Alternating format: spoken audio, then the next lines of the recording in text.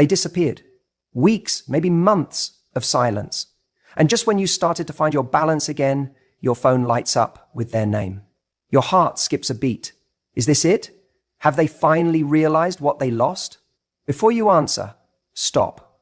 This is the moment where most people make the mistake that pulls them right back into the pain they worked so hard to escape.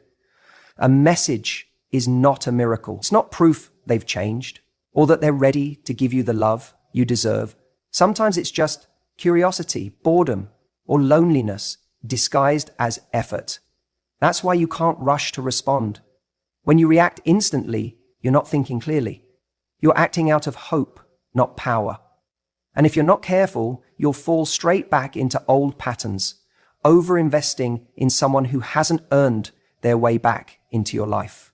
This is the moment to question their intentions, not your worth. To ask yourself, why now? Are they here to rebuild or just check if the door's still open?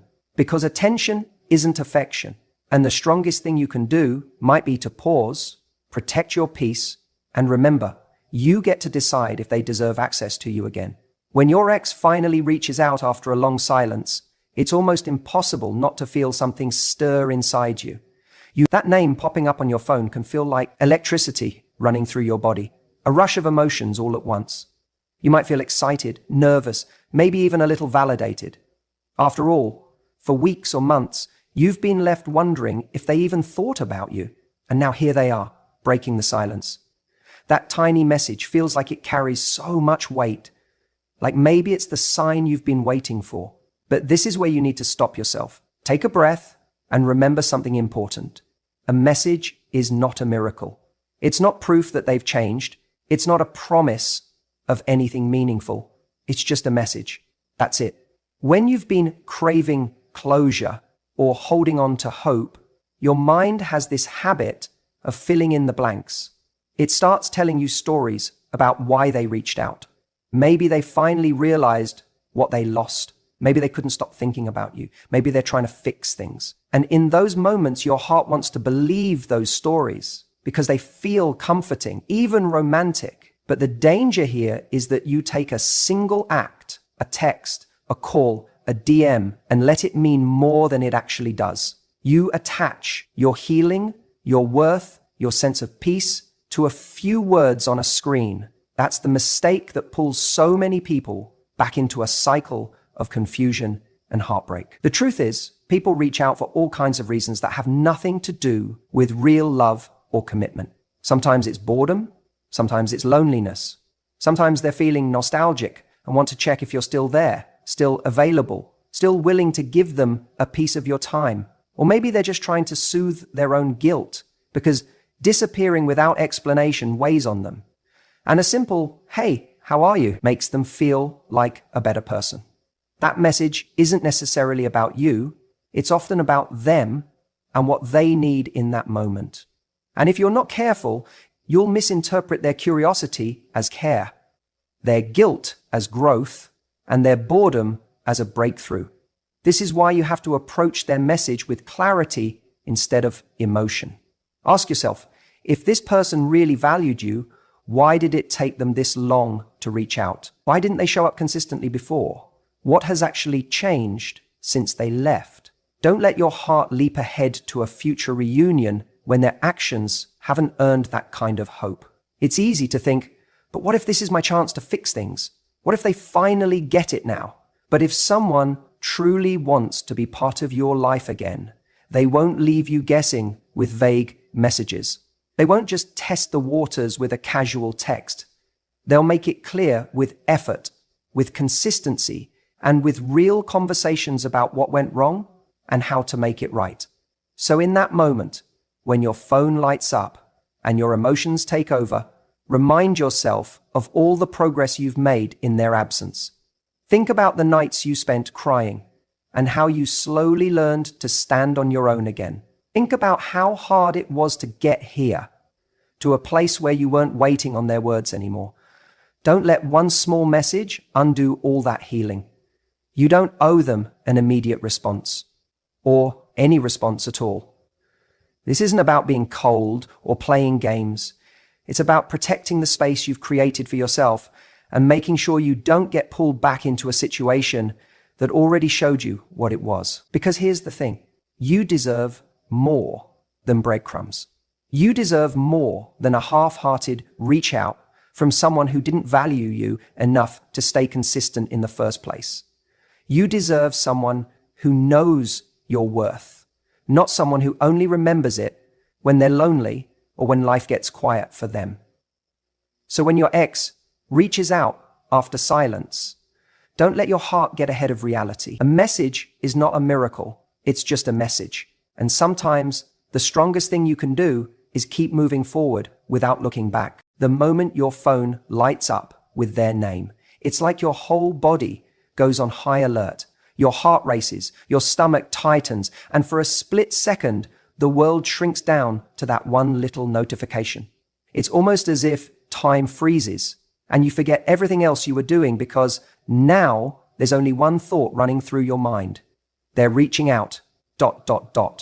After all this time, after all the silence, they're breaking it. And without realizing it, your thumb is already hovering over the screen, ready to type back something, anything, to let them know you're still there, still receptive, still willing to engage.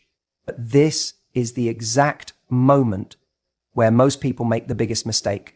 They let urgency override clarity. See, there's this false belief that if we don't reply right away, we'll lose the opportunity. It's like we imagine they're sitting on the other side, stopwatch in hand, measuring our interest based on how quickly we respond. But that's not how this works. The truth is, if someone genuinely wants to reconnect in a meaningful way, they're not going to disappear just because you didn't fire off a reply within 30 seconds. But if they're only reaching out to soothe their own loneliness, to get a quick hit of validation, or to feel like they still have access to you, then your immediate response just hands them that comfort on a silver platter. And once they have it, they don't need to follow through with anything deeper. This is where you have to pause and ask yourself, what's actually happening here? Are you responding because you've thought it through and you're clear about what you want? Or are you reacting because you feel an overwhelming need to keep their attention? That difference is everything. When you rush to reply, you're not operating from your strongest self. You're operating from a place of fear. The fear of losing them again. The fear of missing your chance. The fear that if you don't act now, they'll move on. But here's the thing. If their interest in you is so fragile that it depends on a rapid reply, it's not real interest. And it's convenience. Think about the dynamic that was there before the silence. Were you the one constantly overextending, always available, waiting on their texts, craving their validation? If so, this is the moment to break that pattern. You don't have to play games, but you do have to slow down. You owe it to yourself to step back and evaluate whether engaging with them is even in your best interest. Because let's be honest, when they disappeared or fell silent before, it left you with questions, pain, and probably a lot of self-doubt. And now that they've decided to reappear, what exactly has changed? Have they shown through consistent actions that they are willing to rebuild trust?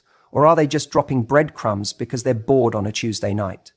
The strongest thing you can do when you're caught in that emotional high of they reached out is to take a breath. Don't answer from the part of you that's starved for their attention. Answer from the part of you that's been doing the work, healing and growing since the silence began. That part of you knows your value. That part of you doesn't see this message as the universe giving you another shot at happiness. It sees it as information, something to observe, to consider, but not to lose yourself over. It's not about punishing them with silence or playing hard to get. It's about protecting your emotional space long enough to decide what you actually want. Because when you reply from a place of urgency, you're letting them set the terms. You're giving them the power to dictate the pace of this interaction. But when you pause, you regain control.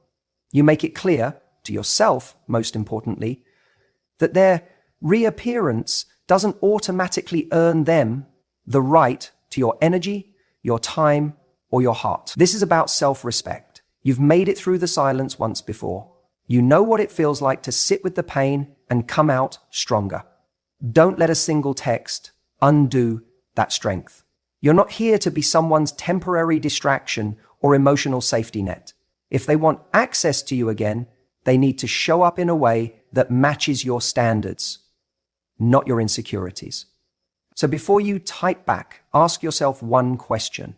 Am I responding because I'm clear on what I deserve, or because I'm afraid of losing what I never really had? The difference between those two answers will decide whether this is the moment you reclaim your power or give it away all over again. When your ex suddenly reaches out after a long period of silence, it's so easy to get swept up in a wave of emotion. You feel the adrenaline rush, your heart starts beating faster, and for a moment, it feels like the door to something familiar has just swung open. But here's the thing. The danger doesn't lie in the fact that they reached out. It lies in how quickly we slip back into old patterns without even realizing it. Those patterns, the ones you thought you'd broken free from, are waiting quietly to pull you right back into the very place you've been working so hard to escape. Think about how much energy it took to get here, to reach a point where their absence didn't dominate your every thought, where you could go through your day without wondering if they were going to text, where you finally started to feel like yourself again.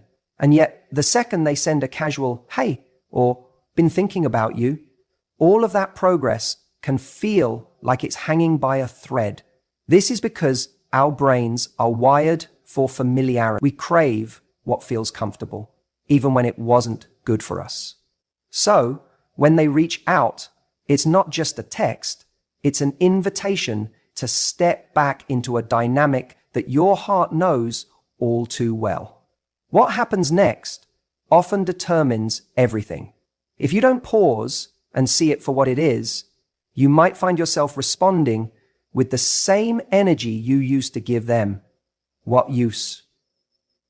You stop joking the way you used to, sending long messages late at night, maybe even letting your guard down in ways that feel too intimate for someone who hasn't yet earned back that level of access to you. And before you know it, you're acting like nothing ever happened, as if the silence, the pain, and the lessons you learned during their absence didn't even exist. But here's what you have to understand. Just because the communication has resumed doesn't mean the relationship has evolved. If neither of you has done the deep work to heal the issues that caused the fracture in the first place, all you're doing is walking back into the same room with the same broken furniture and hoping it feels different this time. It won't. If they haven't shown you through consistent actions that they're ready to rebuild, not just revisit, the dynamic will stay exactly where you left it. It's tempting to tell yourself, this time will be different. This time will be different. This time will be easier to deal with. And this time will be easier to deal with. And this time will be far from predictable. It will be maybe they've changed. Maybe they finally see your worth. Maybe this is their way of easing back in because they're nervous too. But let's be honest. How many times have you told yourself that before? Hope is beautiful, but it can also be blinding if you don't pair it with clarity. And clarity comes from stepping back and asking, am I about to walk into a new chapter, or am I about to reread the same painful story? You owe it to yourself to hold the line this time. Instead of slipping into those late night conversations that leave you wondering where you stand, ask the harder questions. What do they actually want? Are they reaching out to reconcile or just to soothe their loneliness? Are they showing up with the consistency and effort that a second chance requires? Or are they giving you crumbs of attention and watching you turn them into a feast? It's not easy, I know. When someone has held a place in your heart, the pull towards them can feel almost magnetic. Or holding grudges. It's about protecting your peace and honoring the progress you've made. You've come too far to throw yourself back into a dynamic that hasn't shown you it's ready to give you the love, effort, and respect you deserve. So, the next time your ex reaches out, don't default to the old patterns that kept you small. Don't hand over your energy so freely. Pause. Reflect. Decide from strength, not from habit. Sometimes the strongest thing you can do isn't to engage. It's to recognize the door they're knocking on leads back to a place you've outgrown, and then choose to keep walking forward. When your ex reaches out after a long silence, your mind can spiral into 1,000 different directions. You replay every detail of the past relationship, every word they said, and suddenly you find yourself wondering if this is the moment everything changes. But here's what you have to understand. Just because they've reached out doesn't mean their intentions align with what you truly deserve. You can't take their words at face value, no matter how much you want to believe them. No matter how much you want to believe them, how much they want to believe you. No matter how much you want to believe them. Instead, you need to take a step back and ask yourself one critical question. Why now? Why are they choosing this moment to reconnect? People don't always reach out because they miss you in the way you hope. Sometimes they reach out because they're lonely, because something reminded them of you, or because they're seeking validation that they still have access to your heart. It doesn't necessarily mean they're ready to step up, to be consistent, or to offer the kind of love you've been craving. It's hard to accept, but reaching out is easy. Change is hard. And if they haven't done the hard work to become someone capable of meeting your needs, then this message is just that, a message, nothing more. This is where most people get caught. They take that one text, that one, "I've been thinking about you," and they create an entire story around it. Suddenly, all the pain and silence from before is replaced with hope. Hope that maybe this is the turning point, the moment they finally realize your worth. But here's the danger. If you don't question their intentions, you risk walking straight back into the same heartbreak you worked so hard to heal from. You deserve more than breadcrumbs. You deserve someone who's not just thinking about you, but actively showing up for you. It's flattering when someone from your past reaches out. It feels like validation. But validation is not love. Validation is temporary. It's someone reminding you that they still know how to get your attention. Love, on the other hand, requires consistency, effort, and a willingness to grow together. So before you allow their message to pull you back in, pause and observe. Are they reaching out to take responsibility for the way things ended? Are they showing you, through actions, not words, that they want to rebuild trust? Or are they simply trying to soothe their own ego? You need to be honest with yourself here. If you don't ask the hard questions, you'll fall into the same emotional trap as before. You'll find yourself analyzing every word, waiting for their next text, and wondering if this time will be different. But if they haven't done anything to earn a second chance, what you're really doing is handing them your heart again without asking if they're capable of protecting it. That's not love. That's self-abandonment. When someone reaches out, it's easy to assume it's because they want you back in their life. But sometimes people want the comfort of connection without the responsibility of commitment. They want the familiarity of you without the effort required to keep you. You have to be stronger than the pull of nostalgia. You have to remember why things ended in the first place and whether anything has truly changed since then. Because if nothing has changed, neither will the outcome. This is your moment to protect your progress, to remind yourself of the work you've done, to heal, to grow, to rediscover your own worth. Don't let one text undo months of strength. Don't let it drag you back into a cycle of overthinking, overgiving, and overextending yourself for someone who still hasn't earned the privilege of your presence. Your heart is not a revolving door for people who couldn't stay the first time. If you choose to engage, do it from a place of clarity, not emotion. Make them prove, through their actions, that they deserve even a fraction of your energy. And if they can't do that, then the bravest thing you can do is let them stay in the past where they belong. Because the truth is, if someone genuinely wants you in their life, they won't just reach out. They'll show up consistently, fully, without making you question their intentions. Until that happens, don't confuse their curiosity for commitment. Don't confuse their attention for affection.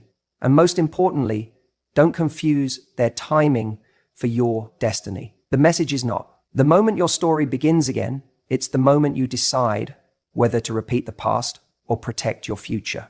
Choose wisely. When your ex reaches out after being silent, it can feel like a floodgate opens. You see their name pop up, and suddenly a dozen emotions hit you at once. Confusion, hope, maybe even a little rush of excitement.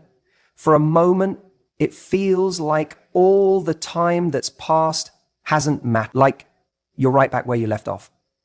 But here's the thing. Just because they're reaching out doesn't mean they get to walk back into your life like nothing happened. You don't owe them that. You get to decide whether or not they deserve access to you again. And that's the part most people overlook in these moments. It's so easy to let nostalgia and emotion override your better judgment. You might think, well, they're texting me now. Maybe they've realized they made a mistake. Maybe this is their way of trying again. But pause for a second. Why now? Why not a week ago? Why not when you were still raw, still aching for their attention? People don't always come back because they want to build something meaningful. Sometimes they come back because they're lonely, because someone else didn't work out, because they were lonely, because someone else didn't work out, or because they want the comfort of knowing you're still there, waiting. And this is where boundaries become critical. When they reach out, you don't have to swing the door open wide and say, come in. You don't have to play the role of the understanding, forgiving person who makes it easy for them. Too often, we hand back our power the moment we hear from someone